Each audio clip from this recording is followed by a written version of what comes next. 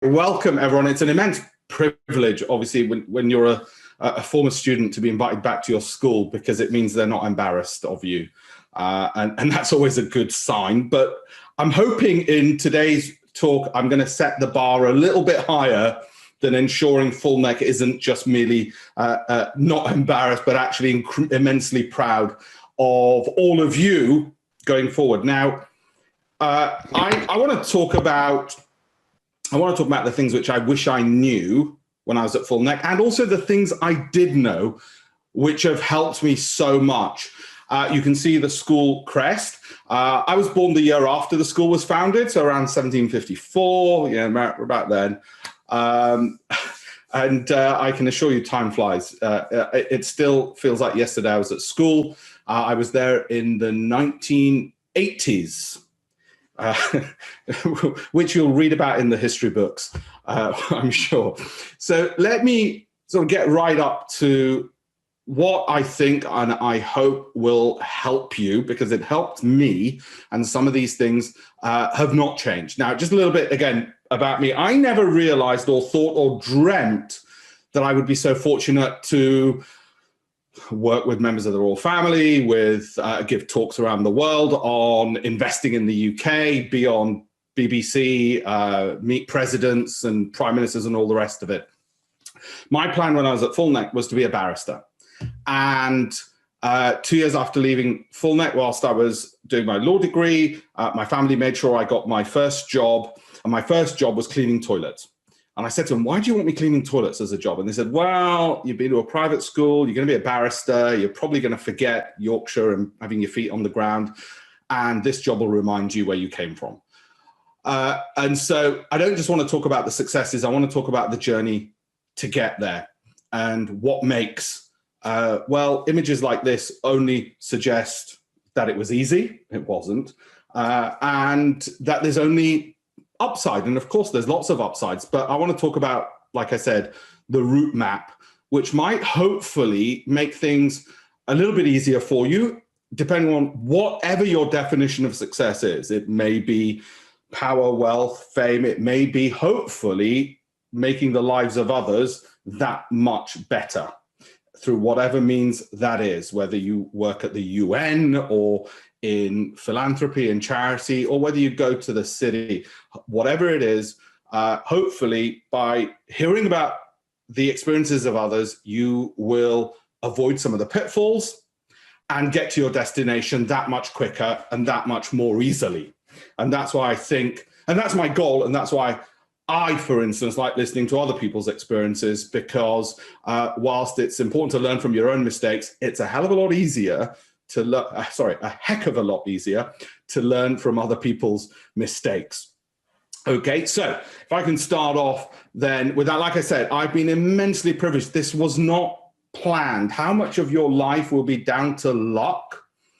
I would say is probably going to be around 90%. So do not look at somebody else's life and think, wow, I like that. This guy hangs around at a lot of beaches, or he gets to work at Number 10 and work with government and whatever, get to be on to have his own TV show. It often doesn't work out like that. There is a large element of luck. Do not beat yourself up about it. Do not look on enviously at somebody else's good fortune, which may be portrayed as skill. Everyone likes to think, oh, well, I have all of this because I'm immensely skilled and talented. It's not. There is an element of that. Of course there is got to be an element of skill and hard work and industry. There's a large element of luck. So I'll talk a bit about how to put ourselves in a position to be lucky, to get lucky, because the worst thing in the world is you have hidden talents, you have abilities, and they're not recognized, they're not fulfilled. You don't achieve your potentials. How do we make sure we put ourselves in a position to be lucky as well? And that's important. In a summary, Ethan did a fantastic job, but just so you know, so I'm one of the government's deal makers. I run a business as well. I have what's called a private equity fund. It's asset management, but basically it makes rich people richer, but we do something more useful than that. We take that money and do good things with it, which I'll come to. But for the UK government, I'm one of the government's deal makers. My job is to find outstanding technologies which solve the world's biggest problems and bring them to the United Kingdom. so that Britain benefits, that we create more jobs, solve some of the problems around climate change, global poverty, problems around the environment, and so on and so forth. So anyway, I thought I'd just show this because, again, it can be misunderstood. Most of my time, and I can assure you at 2 a.m. today, so Ethan, if you do follow me on Twitter, and you said you might, well, at 2 a.m., if you see me tweeting, it's probably because I'm doing this. I'll be working, okay? So I do not want you to think or have it underestimated, certainly in the social media age where everything seems as if everybody's successful and it's easy for everyone. And my wife complains about this. She's in her 30s and she says, how come everybody else's life looks so easy? So do not be put off by that. There is a lot of hard work which goes into it, but my God, it's worth it. So I want to start off with this, okay? For me, the days at school, I worked out very quickly for every day or hour or minute I would spend at school working, I knew it was going to be worth 10 times as many hours 10 years from then. And I've got friends who verified it. I've got friends who were not necessarily working as hard when they should have been. There's time to have fun, of course there is. But when there was work to be done and studies to be completed, who perhaps didn't push themselves as much. And they said to me 10 years later, because I told them when I was at Full Neck, trust me, I've got a formula. And I think the formula is every minute at school is worth 10 minutes or 10 hours when you're older. And life will be easier as a result of the time spent working at school. And I stand by that. I guess to put it in more impactful terms, which hopefully will resonate with you. And I have an image of this. It's on my wall. You can't see it. It's behind the camera. And I'm reminded of this to this day, and it does help me get through a heck of a lot. It's just simply true. People don't see the sweat, the tears behind the scenes, and I'm sure, and I hope a lot of you will relate to it. I joined Full Neck when I was 13. I was 2 years behind for joining the senior school. I was 2 years behind when I started learning German at Full Neck.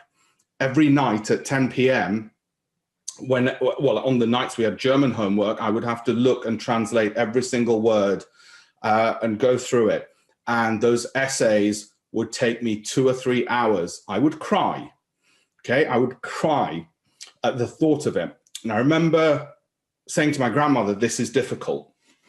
And she said to me, I was raised by my grandmother, my uncles and aunts, my parents were in India at the time. And she said, show courage. I was 13. You might think, wait a minute, that's a bit harsh to tell a 13-year-old. It's not. It is difficult. I know it's difficult. 3 years later, I won the German prize.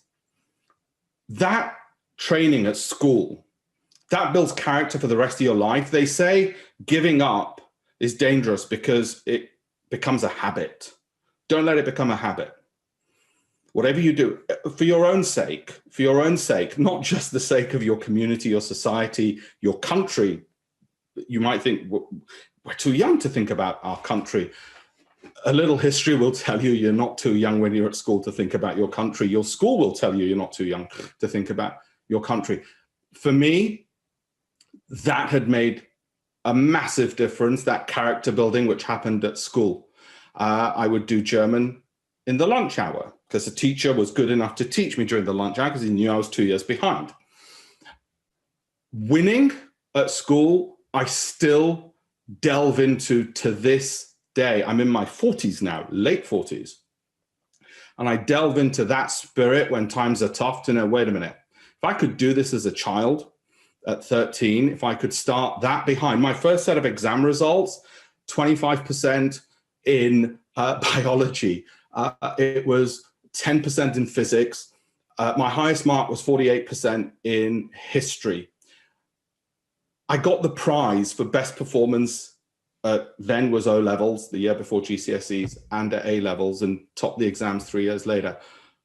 That didn't come by luck. It came through determination.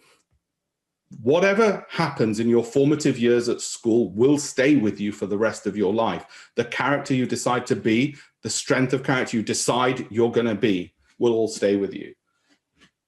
However, don't forget to have fun. To this day, people will often say to me, oh, you remember you at school, you used to just be, in the library, or you used to be, just at home working all the time. I didn't have pushy parents. I'm Indian, and I might be the only Indian who never had pushy parents. They never, or my grandma, nobody pushed me. I didn't need to be pushed. I hope you won't need to be pushed either. Yes, there's a time to have fun. And my parents, actually, if anything, they ever used to say to me, why don't you go out and have some fun? You seem to be doing a bit too much of working. Of course, I appreciate you're young. It doesn't matter whether you're young or old. You should be having fun for the rest of your life. My work, I consider fun. To this day, my wife will ask me, she will say, why do you work so hard? And I say, it's not work, it's fun. Please try and find a career or a line of work which will be like fun. The old saying goes, if you find a line of work which is fun, you will never work a day in your life. Do try and find that when you're considering careers. I have mentioned hard work, persistence, late nights, they stayed. Let me talk about rejection. Thankfully, and by God's grace, I hope none of you ever have any rejections in your life. It's not realistic. I had 100 letters of rejection from various barristers' chambers. I had 2 acceptances, 100 letters of rejection. Well, my first book, and you can see there's a whole bunch of my books over my shoulder. My first book, I had 23 publishers who rejected me. It was the 23rd one who said, go approach the Financial Times, which was the 24th one, and they said yes. The difference between winning and losing is for the people who win, rejection doesn't faze them. So what? I'd get the letters in the morning. I'd see it. I knew it was going to be a rejection letter. I'd say, fine, that's one more that I don't need to worry about writing to. They said no. Of course, I'd analyze and work out, am I doing something wrong? How do I amend this? How do I change this? Rejection can make you stronger. Change that perspective on any form of failure. So when I got those first set of results, and I assure you, if I only had those first set of results with my 10% and 25%, I'm pretty sure FullNet would not have asked me to come back.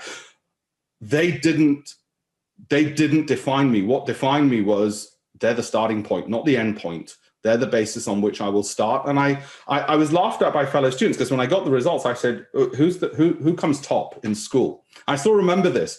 And actually, one of the kids I said it to, he's now a client of mine, an ex-FullNet student. And I said to him, who comes top in the exams? And they pointed out one particular chap. And I said, I'm going to come top. And they laughed at me. And they were right, because in the next set of exams I did, and the ones after that, and the ones after that, it took 3 years. Okay, my point is, you make the decision. When I got those first set of results, I called up my parents because by the time the exam results for first term had finished, my parents had come back to the UK, and I said to them, bring some exercise books. I want to start revising for the next set of exams. You don't have to be that driven. You don't have to be that crazy. But whatever it is, if you want it and you want it badly enough, pursue it wholeheartedly. Put your mind and soul into it. It is worth it. To this day, when I call my aunt from the top of a mountain in Bali or from a holiday in Malaysia or wherever else, we have a little custom. She'll say to me, all those late nights were worth it. They were. When you have all of that, and by the way, it's worth it when it's self-made. There was no inheritance, there was no silver spoon, none of that. It really is worth it when it's self-made. So do it for that. Do not be afraid of the failures, the risks, the doubts, the criticisms. Do not think for a moment that just because somebody shows you pictures of them working with governments and, I don't know, flying around the world, whatever you might see as success, whatever I might define as success and you might not, do not think for a moment that that 10% you see, the tip of the iceberg, does not have under it 90% of failure, of sacrifice, of tears. It does. It's worth it. It is always worth it. There's a saying from a boxer, an old American boxer, when you win, nothing hurts. And it was a saying which I remembered from my FullNet days, because it was one of the things that got me through. I'm a traditionalist, not just because I'm old. I believe character matters. I know school teaches you this already. So forgive me if I'm repeating it. I know teachers say it, and I know when we're at school, we sometimes we listen to things, but we're not really understanding them. And as you get older, you appreciate these things become even more important. It's not just, oh God, yeah, miss. Oh yes, sir. Great. Seriously, these things will matter. They will make the difference in your life, and character is one of them. It will also matter because whoever you are, wherever you're from, you will always be representing somebody. You might be representing your family, you might be representing your ethnicity, you might be representing your nationality, you might be representing your country, but you will always be representing someone, and your character will define how they see, not just you, that won't matter so much, but how they will see the broader community you represent. And that puts a burden on you. That puts a slight weight on your shoulders, and you might say, but we're just children. That's not fair. No, I think it's immensely fair because I was in your position and it was fair then and it must be fair now. Plus, let's not forget, you're one of the best schools in the UK. You know this, I'm not lecturing you, but the immense privilege. What really motivated me to study at Full Neck was a trip to India where I went out one evening with my folks, and there was a flickering light bulb, and we were walking through, we could see through the light bulb, this child working under this light. And I said to my parents, he's working a bit late. And then we walked on, and there was another one, and another one, and another one, and another one. We know now, 30, 40 years later, the massive competition from around the world for the jobs you're going to go for, the things you want to achieve. In my day, we didn't have global competition. I should have seen it coming, because if there's kids working on their studies at 10 at night under flickering light bulbs, which are barely working and barely light up their books, then they're hungry. And we should, none of us, whether it's you or me tomorrow when I am working, should be more deserving of all we have than they are. It's as simple as that, because we're privileged. We are incredibly privileged. We've already won the lottery. Leadership. It's not too young for you to hear about leadership, because I know, you've got sixth formers. You get head boys, head girls, senior prefects. Whilst it is the art of getting somebody else to do something you want, there's more to it than that. Think about it now. Think about the kind of person you want to be, the leader you want to be. There is no excuse for everybody not being a leader in a particular way. Form those thoughts at school. Think about it, plan it, practice it.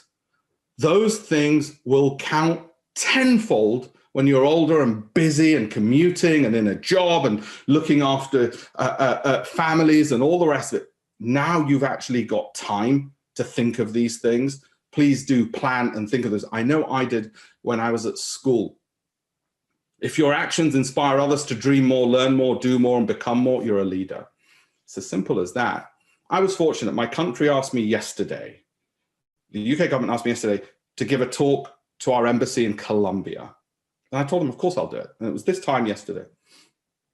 And they said, why do you always say yes? I said, I'm asked by the UK government to do it. Why would I not say yes? But those privileges, those elements of fulfillment, which is what's important in life, I know you'll think possibly money is, maybe you'll think fame is. Actually, that fulfillment, that's a rare thing to get. And the earlier you realize that, and the easier it is to be fulfilled from helping others to be inspired, the happier your life will be. And I speak with some experience and authority on that. Visit this place. These are the memorial gates outside of Buckingham Palace. They commemorate the sacrifice of Commonwealth soldiers in the First and Second World Wars. I know Full Neck teaches you about the history of the two world wars. Visit this place. In that dome, you will see people who won the George Cross and the Victoria Cross. You will know the Victoria Cross is given for courage in the face of the enemy, which goes above and beyond the call of duty. Learn about these places. Visit this place. It's your history as well. It's made you.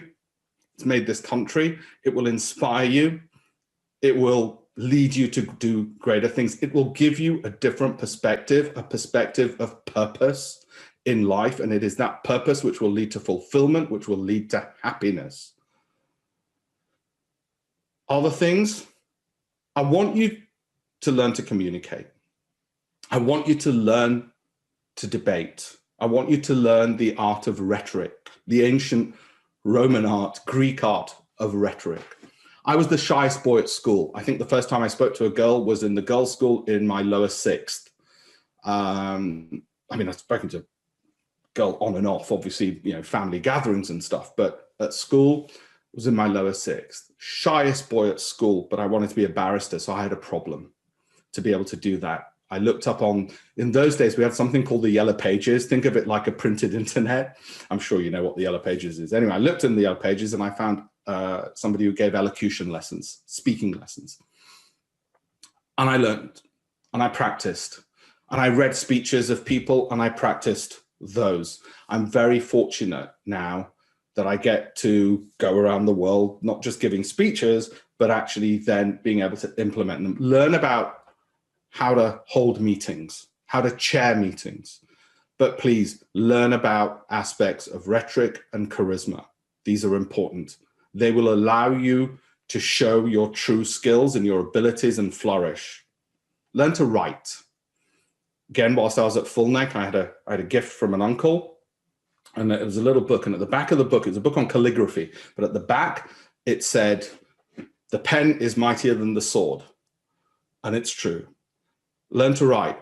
I never anticipated I would become a columnist at the Financial Times. The immense power that writing will give, again, it will magnify your skills and your abilities and your talents.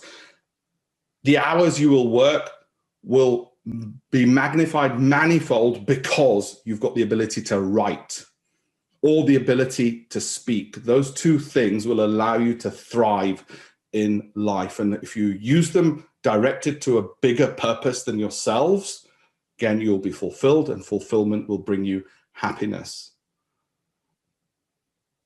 There is a debt of honor.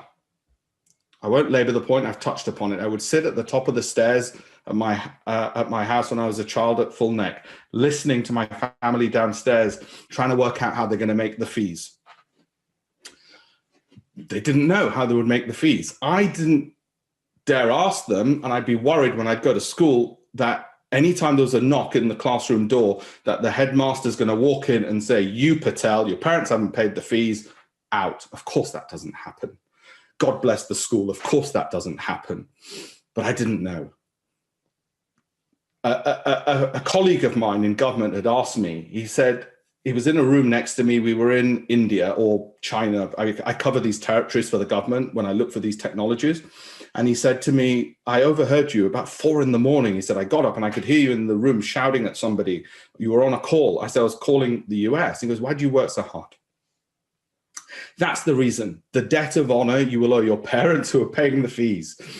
As I keep telling my 3-year-old son, money doesn't grow on trees. He's too young to understand it. He actually does literally think it grows on trees, but he's only 3. There is a debt of honor. I'm sorry, you're privileged. Well, I'm not sorry, but you know what I'm saying.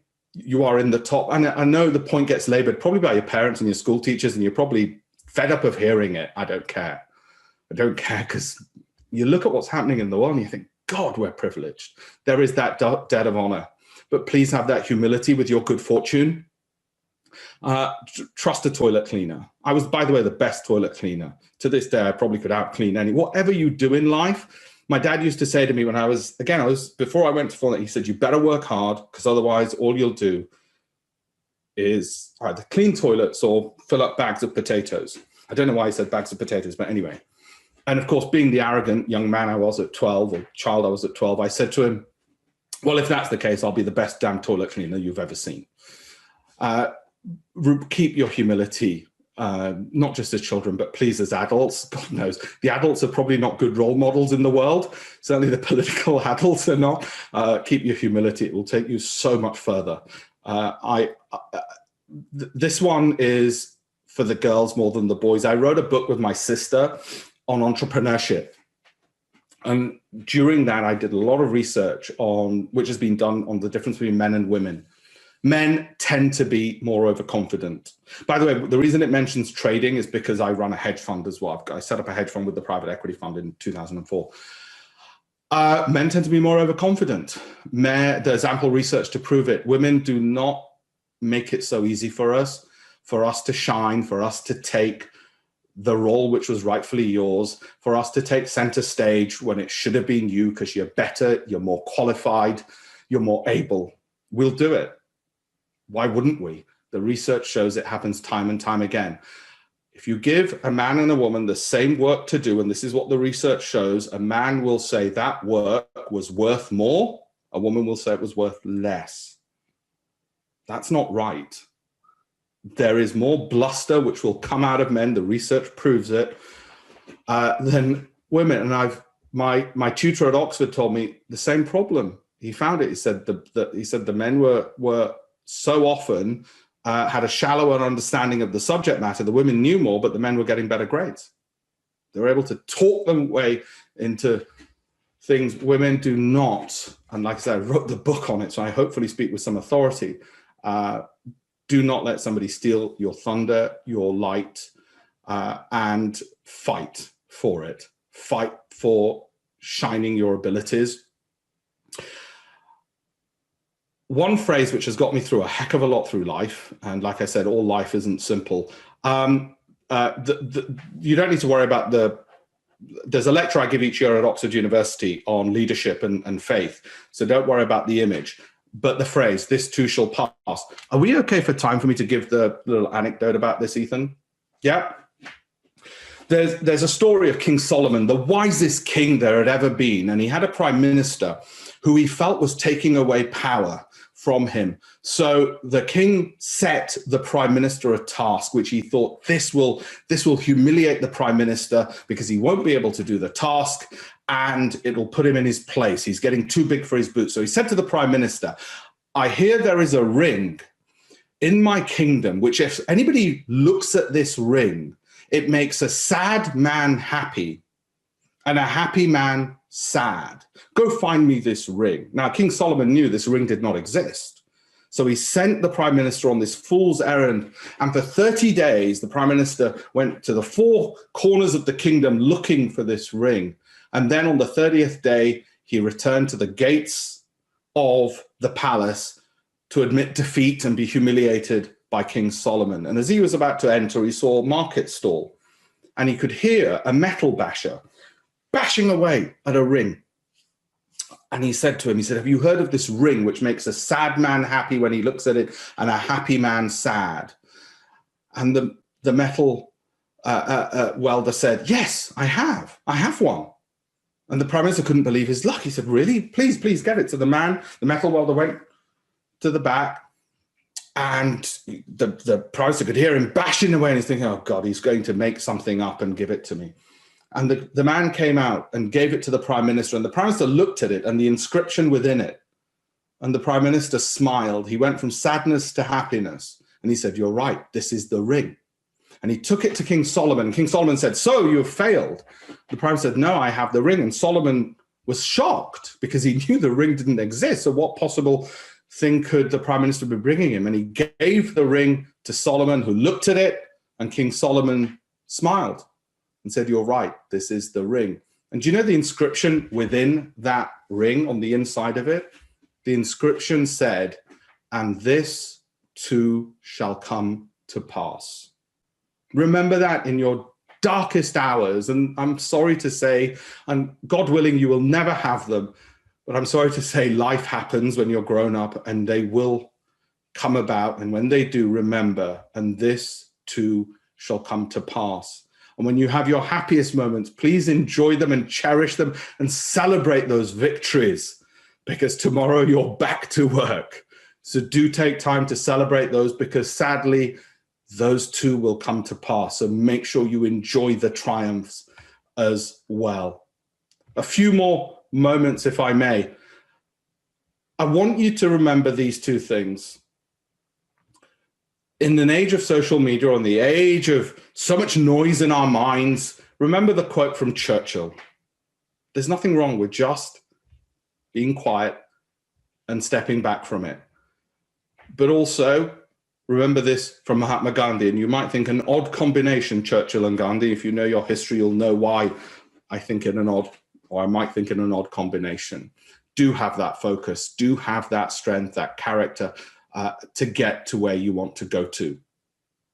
Something more young. Will Smith, when you're setting a plan and you think to yourself, I can't be bothered getting out of bed, I can't be bothered, I'm not excited. Make the goal bigger until you are excited. Usually it gets, the bigger the goal, the more excited you'll be. The problem often isn't you. It's the goal isn't big enough. The purpose isn't big enough. Make it bigger and bigger and bigger until you are excited.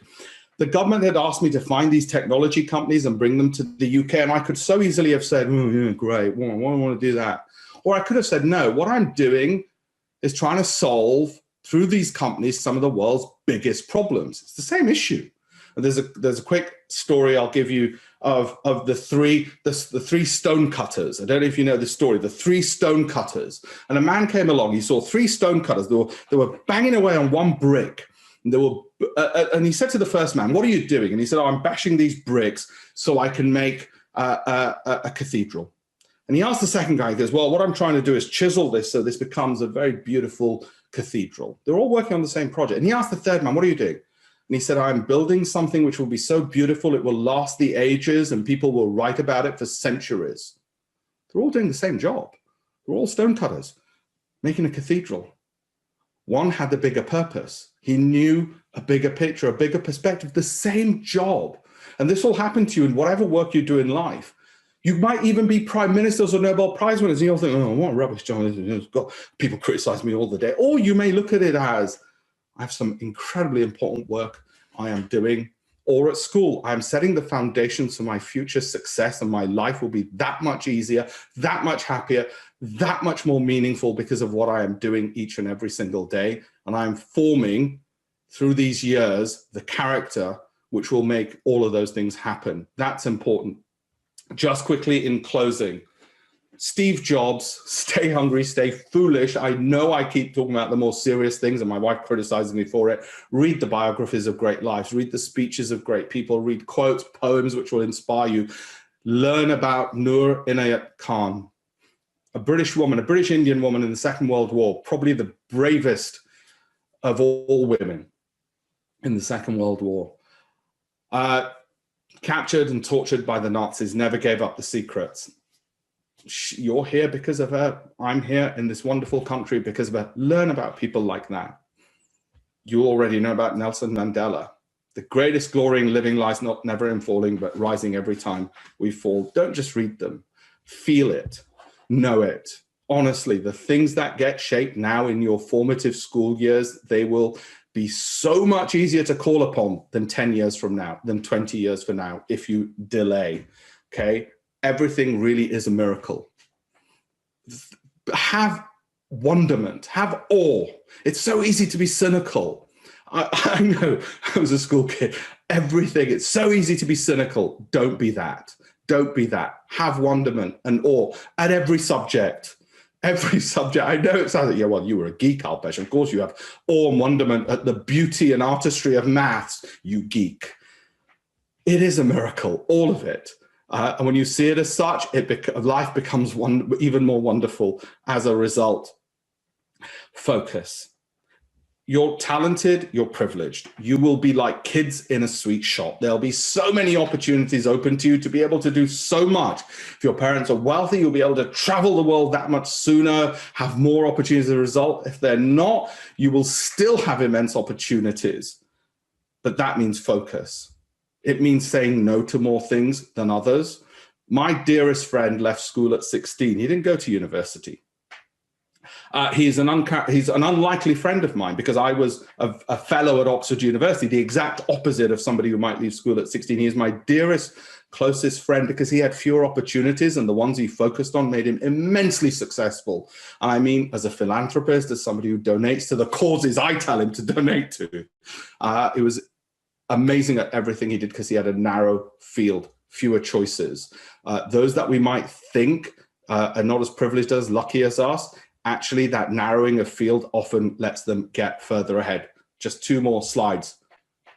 Again, Steve Jobs, I'm in business, so I would, of course, love everything he says. The only way to do great work is to love what you do. If you haven't found it yet, keep looking, don't settle. The woman who's my wife, I met actually as a mentor, and I told her, don't settle. Don't settle. Whatever you do in life, don't settle, whether it's finding a life partner or your work or anything else. Don't settle. Don't look down and say, this will do. This is all right. Okay. You're better than that. You should be more worthy than that. You will have more self-respect than that. Whatever you do, don't settle. And finally, I close with a reminder, yes, you're not just as children, but always have that inner child. Don't forget to have fun. Always have that inner child. When I, in a moment, go play with my 3-year-old son, honestly, I'm on the same intellectual level as him. When we're making the trains go around the train track, do remember to have fun despite all the serious things I've said. That's all. Thank you. Thank you. What an inspirational talk. Thank you so much, Alpesh, for those last 40 minutes. That was really superb. I'm sure we will have some questions. Before we move on to questions, I would like just to introduce the new head of school, Mr. Taylor. I can see him in the corner of my screen here. So Mr. Taylor, there is Alpesh Patel, former Full Next School students, as you may have figured out. Hi, Alpesh. We've communicated before, actually, when Alpesh received his honour earlier in the year, so we do vaguely know each other. But I was about 15 minutes late. I'm so pleased to see that Carolyn has recorded this so that I can catch the beginning. And my daughter Megan's here as well, so she'll be able to tell me about it later. But it just was so up my street, Alpesh. It's unbelievable. Thank you. Thank you so much. Thank you. Thank you. Well, is it? Are we headmasters called headmaster nowadays or principal? I'm a principal, but I think it's the same thing. Thank you, Principal. Mr. Kernahan sends his very best regards. Oh, please do give him my regards whenever you speak to him next. Certainly he was my geography teacher, a wonderful teacher before he became headmaster. So very and very caring. I mean, I have to say, all the teachers from my time at FullNet, they had there was this care under that umbrella. You thrive. You have the potential to thrive. My fellow schoolmates, I might have had an odd, like everybody does at school. Oh God, don't like that one. He's okay. He's not, and all the rest. But teachers, you could tell there was a sense of trusteeship, care. Yeah. And when you look back on it, you think, my God, I was lucky to have that. So, and I'm sure the school has the same ethos now. I'm certain of it.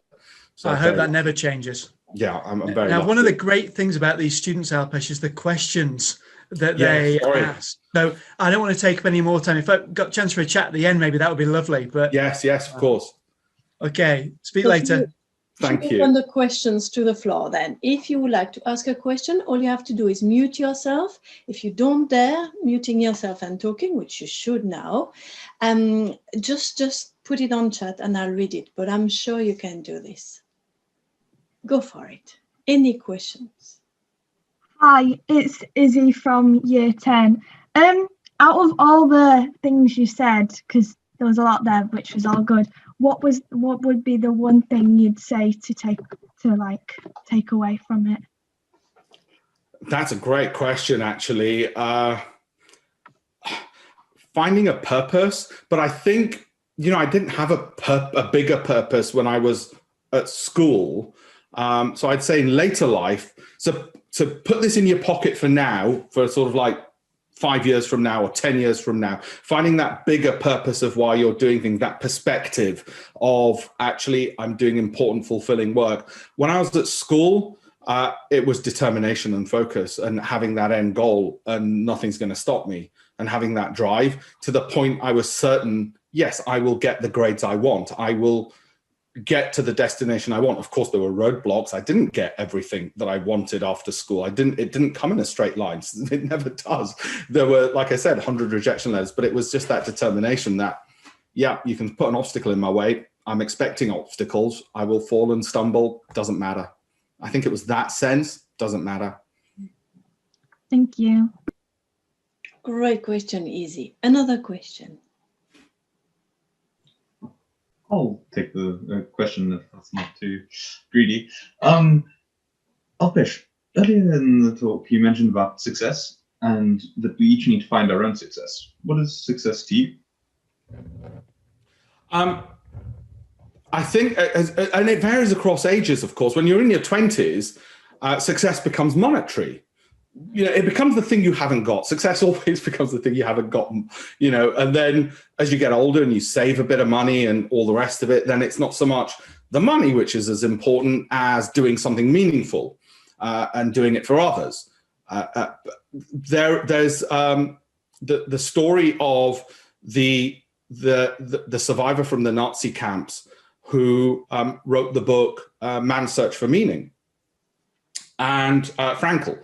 And and it relates to this, which is, in a sense, all of us, and I didn't have this at school, and I don't expect anybody in their school years to have this, but grown-ups more, and you will get it, it will hit you, is actually we just all want to feel important, that what we're doing matters.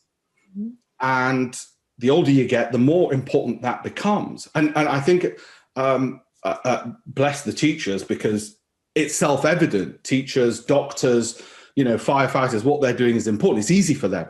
But the downside of being in finance, that's not obvious.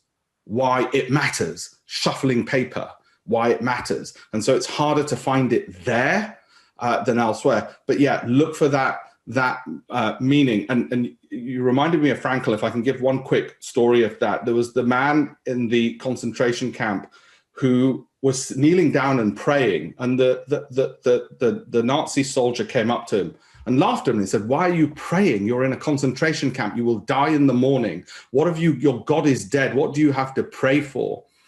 And he looked up at the soldier, and he said, "I'm praying because I am grateful." "What do you have to be grateful for?" And he said, "That God did not make me like you." There will be, wherever you are, find that meaning in anything and everything you do. Do look at, I think it's Viktor Frankl's book. The teachers will correct me. Some of you might be a bit young to, well, maybe you're not, you know, to know about those horrors. But it's an important lesson in life. Thank you, Alpesh. I've got one question on the chat. What did you learn from your time at university? Law, philosophy, politics, and economics, but I don't think that's what you're asking. What did I learn? I guess actually more of what I'd said there. It was really the things that I've already mentioned. There is an element of human nature, which is that they say that there was a study done where they interviewed people in care homes towards the end of their lives, and they asked them, "What's the secret of life? What advice would you give your younger self?" And every single one of them said in this study, and I don't know whether it's just one of those social myths, but I don't think it is, because I've seen reports since. They said, actually minimize your regrets and try to have fewer of them in life. Whatever those regrets might be, it might be a life partner, it might be a job or a career. Think in terms of, if I'm on my deathbed, will I regret this? So to some extent, funnily enough, at university, I guess part of what I had learned is sometimes I wish I worked less. You know, I wish I worked more smartly. I wish I learned the art of learning. I had it at school. But at university, I wasn't as good as I was at school. And I wish I learned it sooner and was better at it and more efficient and more productive as I was at school. Because once I learned the art of learning at school, I could excel in exams. It was a different set at university. So there was that. And I guess I regret to some extent, I worked in the US Congress when I was at university, and we were doing incredible work, important work. And I guess I made even more of all of that and the opportunities which were put before me. And I regret that I haven't always made the most of all the opportunities which have been put before me. And there's an old poem I used to read. I'm not going to read it out because I haven't even memorized it. When I was at school, when I was at Full Neck, and I had a book and at the front of it, and it's a poem called Opportunity, and it's by Machiavelli, who you'll have heard of, but it's a beautiful poem. And I'd suggest to all the students, and I was reading it since I was 13 and kept reading it, and I still have it. And in it, he's speaking to Opportunity, and he asks her, who's that by your side? And Opportunity turns to him and says, well, you've spent much time speaking to me about your dreams and your plans, and you've not noticed who's by my side. Her name is Penitence, or Regret. And if you let me go, if you let Opportunity go, she will be your bride. I guess that's something which I remember from my Full Neck days, and it's try and minimize your regrets in life. Yeah, I guess that's what I learned at university, and I sort of regret that I did let a lot of opportunities sort of slip through my fingers. Thank you for this. Thank you for your answer, Alpesh. Thank you for the questions, Sam. Any other questions then? Yes, I'll go. Sorry, you can go first. Alexander? So, hello, it's Alexander from Year 5. Would you say that winning first try or falling down and getting back up and winning is the best way to learn?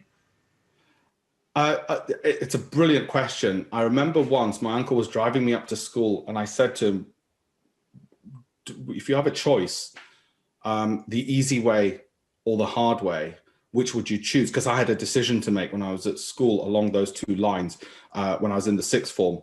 And it involved a girl, and you can imagine, I've already mentioned I had this shyness about me, so you can imagine, you know, this whole sort of, honestly, when I was at Full Neck, girls were far more difficult to work out than calculus, okay? And the easy way or the hard way, if you've got that choice? And he said to me, without knowing the details, he said the hard way. He goes, I've always learned more by doing things, by taking the harder path or the path less trod. So I would say, in answer to your question, whilst I wouldn't seek out failure just for educational purposes, I would seek out success. I'm not crazy, but there is a way to look at failure as, that's fine. It's the old Edison quote you'll have heard of, 100 failures in making a light bulb. He said, that's not failure. I just found 100 ways in which not to make a light bulb. And that perspective is incredibly important in life. My CV on LinkedIn shows the successes. The reason for that is if I put my failures up, there isn't enough space on the internet for those. Okay, so I assure you, and everybody I've ever met, it's the same story. The failures are many. They just don't get you down. It's as simple as that. And similarly, the difference between the winner and the loser, honestly, it is that thin. It is that thin. It is that the winner just does one more try. That's all it is. We then have a question from Paulina, and then I've got a question on the chat for you then. Hi, thank you for an amazing talk. I was just wondering, what one piece of advice you would give to someone who wants to become better a public speaker and presenter? Thank you. Yeah, I mean, like I said, I was the shyest boy at school. Nobody ever believes it. They think, no, it can't be the case. And I'm fortunate. Like I said, I get flown around the world to talk. I mean, we'll keep it a little secret between ourselves, but can you imagine what a gig? Get flown around the world to talk. I mean, I get flown around to do more than talk, thankfully. Otherwise, it'd be a pretty empty existence, but it's a pretty great gig. I got a message today. I'm going to name drop. I got a message today from one of our government departments. They want me to accompany the Prime Minister when he visits India. That's a privilege. And I'm name dropping. That's a huge privilege. And because they want me to talk at the events and host him, et cetera, et cetera. What an immense privilege.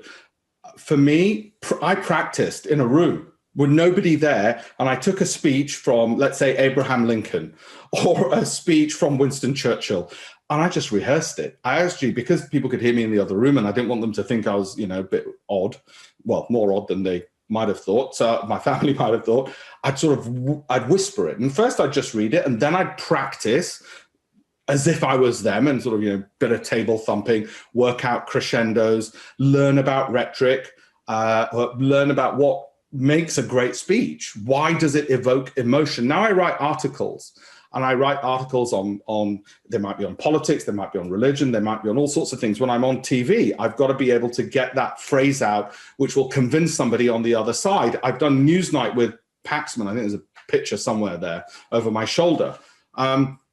Those skills will help you. If there's a secret to success, public speaking, getting on a stage is right up there, because you can have two people, identical twins. The one who's on stage will always be perceived as, it might be wrong, but they're always perceived as cleverer, better, worth knowing, more worthy of elevation. They'll get the bigger gigs and they'll be promoted, etc., etc. Okay, my wife messaged me today, by the way, and I want to talk about the women-male difference. And she said to me, can you help me get my profile up? And I'm thinking, well, I've been saying for ages. And she always says to me, well, I'm not you. I said, no, I understand that. And I empathize with that. I don't know why. Well, look, the research shows it. In fact, I think I do know why. And the research shows it. So I'm not paying to biases. But men are more, they're going to be the ones sucking up the oxygen in a room, I'm afraid, time and time again. Okay. So it's even more important if, like my wife, you're incredibly talented, that you do raise that profile and learn speaking. And for me, like I said, it was that. In fact, I was so bad and so worried, I took elocution lessons from a speech trainer. It was actually, I don't even think he was an elocution teacher. I think it was just speech and drama teacher. And the other thing he told me so I was still at Full Neck when I was doing this. And he said to me something which still stays with me to this day. And it's another secret, which is so important. And I might not have conveyed this in this talk, and I hope I have. Likability. Likability, beyond just academic ability, will actually help you get further ahead. You don't want to fake it. Authenticity is important. But actually, it's really important to be in a room where you give energy, you don't suck it up, you are likable. People want to be around likable people. Of course, you'll need talent, but it'll also help you get further ahead. So there's the hard skills and the soft skills. Learn those. Honestly, the more you learn when you're at school, it counts for tenfold when you're older. So when you're older, if I say to my wife all of these things, she goes, oh, I haven't got time. I know, because I can see on my screen, I've got a WhatsApp from her which says, pick up raspberries, blackberries, mangoes, avocados, lemons, pesto, olive oil. I mean, sorry, I'm just thinking when I read that, if somebody watches this on the internet, I think, God, how middle class could you be? But you get my point. Nobody's got time anymore. Do it when you're at school. Learn those things. Honestly, they will act. It's like a superpower. It will accelerate you so much more than if you try and do it when you're older. Thank you for your answer. I think I've got one last question, or actually two questions from Eliza. So Eliza, why don't you do it then? Hi, I was just going to ask you, how did you decide what you wanted to do in your life, and what advice would you give to people who are unsure on what they want to do? Thank you, Eliza. Brilliant question. My uncle suggested when I was about 12 years old, I might want to be a barrister. And I chose it because it was for two reasons. One, it was a very prestigious occupation, and that mattered to me. It might not matter to other people, in which case don't do it. It wasn't because I thought to myself, oh, I'm really argumentative and such like, or I want to, public speaking petrified me, which was another reason I wanted to do it. I always went for things which were very difficult for me personally to do. So that was one reason for being a barrister. The other thing is because people in the 80s, when I made the decision, said it's the last bastion of institutional racism. And so I thought to myself, right, that's for me then. Definitely want to go there and annoy a load of people. I don't think I experienced it, but you can't tell. But yeah, that's how I chose being a barrister. And then when I got there, I realized when I was practicing that actually this isn't my passion, because I was spending more time, I'd sort of work out the case, and then I'd think to myself, oh, I'm just going to call the stockbroker and buy some options on whatever stock I was trading and investing. Because I started investing when I was 12 years old. My aunt, when I was at Full Neck, as I said, we didn't have much money. So she gave me £100. Because I said to her, can I have £100? I want to try and do something for the family when I was at school. And she lent me £100. She gave me £100. And I bought some stock and got into investing that way. And my family doesn't come from any kind of background to do anything with investing or law or nothing. There was no sort of doors open for me or anything like that. They were just hardworking, regular people. And so that then got me into finance. My uncle had bought me a computer when I was 9. I loved it. So it was those things where it was the passion that has led to what I've ended up doing. It wasn't that, oh, I think I should be a barrister. It was, wow, I really love investing. And of course, naturally, what happens? You end up with an investment company. You become, you own an asset management company. I discovered that I really enjoyed writing, and I was quite good at it as well. You know, if you enjoy it and you're good at it and you can make money from it, you're laughing in anything in life. Do you enjoy it? Are you good at it? Can you make money from it? If you get all three, you've hit the jackpot. So for me, with writing, that happened. And I wrote several books, and then wrote a column in the FT, started presenting on TV, because I discovered, oh, actually, I'm not as shy as I thought, and I'm not too bad on. And so there was a large element of luck, but it sort of came about through those elements. There was a lot of chance, which is, what do I really enjoy? And could it lead to a career? But obviously, it started off with the conveyor belt. Obviously it would, which is, what does one do? One goes into a career, which is law, medicine, or pharmacy, or whatever else it might be. But have that sort of plan B, plan C, that, yeah, I might learn law, but maybe one day I'll set up my own business. You know, I'll sort of earn the income, get the professional qualification, and they matter a lot. They give a lot of credibility that I'm a barrister, a lot of credibility, and it's useful. So I'm a believer in those professional qualifications before you go off to do other things. But now people don't have careers, they have jobs. So, you know, you move around, and more people are going to go into business. So yeah, that passion-led thing, I think, is happening increasingly, that people are saying, well, I want purpose, I want passion, I don't want the salary so much. You know, you need to live on. So yeah, focus on the passion bit as well as just what might I like, and work experience helps to determine whether you might like something or not. Thank you so much for your time and for this energy that just radiates from this talk, Alpesh. That was really just really so inspiring. And I think I'm going to go back to school now. It's that simple. So as it is already 7 o'clock, and I know that we want to respect your time, I say thank you to all of our participants. We will stay behind if you can spare us a few more minutes. Sure, of course. If anybody would have any more questions. But thank you to all the participants. Thank you for coming. Stay safe, and look forward to seeing you in school for real next week. I just can't wait. See you soon then. Thank you all. Thanks, everyone. And we'll stay behind if you have Sure. any more questions. Sure. Thank you. Thank you. Thank you. Thank you.